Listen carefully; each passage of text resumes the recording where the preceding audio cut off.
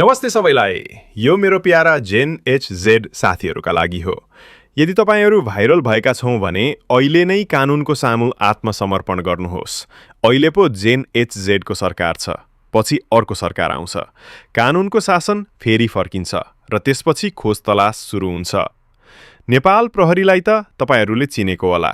उनीहरूले तपाईलाई जुनसुकै कुना कोणबाट निकाल्छन्, पानी भित्र छिरे पनि निकाल्छन्। तपाईहरू राजनीतिज्ञसँग होइन, तपाईहरू कानुनसँग लड्नुभयो। राजनीतिज्ञ त बदलिन्छन्, तर त्यो कानुनमा बस्ने मानिसहरू, सरकारका कर्मचारीहरू बदल्दैनन्। उनीहरूले तपाईहरूको चाकबाट लौरो हालेर मुखबाट निकाल्छन्।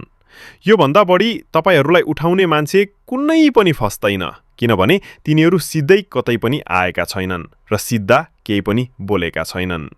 उदाहरणका लागि 1. सिसान बनिया। यो त विदेशमा छ। भोलि यसलाई छानबिन भए भने उसले भन्छ, म त देश बाहिर थिएँ, मलाई थाहा छैन। 2. रुचिनफ नेपाल बन्दा। भिक्टर पोडेल। उसले आफ्नो पेज देखाउँदै भन्छ, कहाँ छ मैले उचालेको? उसले त आफ्नो पेजमा जनतालाई उकाल्ने भनेर केही लेखेको छैन। 3. सुदन गुरुङ। यो नि उम्किन्छ। उसले कतै पनि बोलेको छैन कि म जेन जेडको नेता हुँ। उसले भनेको छ, जेन जेडले मलाई जबरजस्ती नेता बनायो र भोलि कानुनले समात्यो पनि भने उम्किन्छ। उसले कतै पनि देखिने गरी फस्ने काम गरेको छैन। 4. बजार बलेन्सा। धेरै जेनएचडब्ल्यू को नायक, तर डोन्ट इन्क्लुड मी। उसले त कतै फस्ने काम गरेको छैन, न त केही बोलेको छ। त्यो सिंहदरबार जलाउने भनाइ त विगतको थियो। अब त्यो स्ट्याटसलाई लिएर गिरफ्तारी गर्न मुस्किल होला।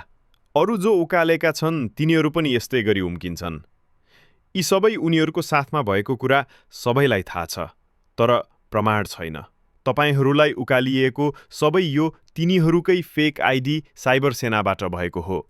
अब यो कुरा प्रमाणित गर्न सामाजिक सञ्जालका त्यस्तो मानिसहरू नेपालमा छैनन्। नेपाल सरकारले युएसएबाट माग्नुपर्छ र युएसएले त्यो कागजात पुष्टि दिन्न वा दिन ढिला गर्छ। अनि मानिसलाई 35 दिनभन्दा पछि छानबिन गर्न नदिने कानुन अनुसार यी मानिसहरू उम्किन्छ। अन्ततः पुलिसले समात्ने भनेको त्यो सीसीभी क्यामेरामा देखिनेहरू भिरल हुनेहरू हो। तिनीहरूलाई समात्छ। तपाईहरूले सामाजिक मिडियामा यसरी मैले ड्रेस, बन्दुक फिर्ता गरे भन्दै अब म छैन भनेर उम्किन सक्नु हुँदैन। बरु एउटा वकिलबाट सल्लाह लिएर कानुनी प्रक्रिया मार्फत समातिनुहोस्।